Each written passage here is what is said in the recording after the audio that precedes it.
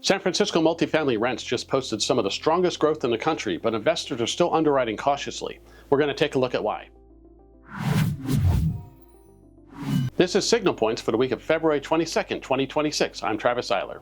Here are 5 signal points I'm currently watching across Bay Area multifamily real estate. Starting with number 1. Rent momentum has clearly returned to the San Francisco multifamily market. Annual rent growth reached roughly 6% in 2025, which was one of the strongest performances amongst major U.S. metros. Average rents now sit around $3,200 per unit, which is among the highest in the country. That recovery has been driven largely by renewed tech hiring and extremely limited housing supply.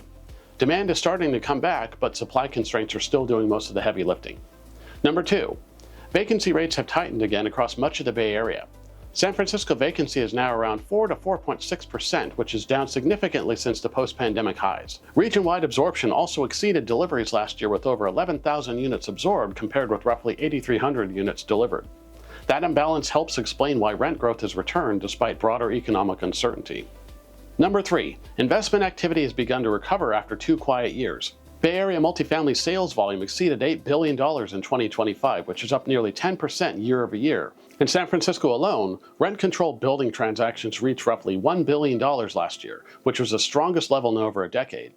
Capital is still selective, but it's clearly returning. Number 4. Cap rates have stabilized at a higher level than the pre-2022 cycle. Typical Bay Area multifamily rates now range from roughly the mid-4% range to around 6%, depending on the asset quality and location. That's about 150 basis points higher than the ultra-low cap rate environment earlier in the decade. Pricing has adjusted, but the market appears to have found a new equilibrium. And number 5, new multifamily construction is slowing dramatically.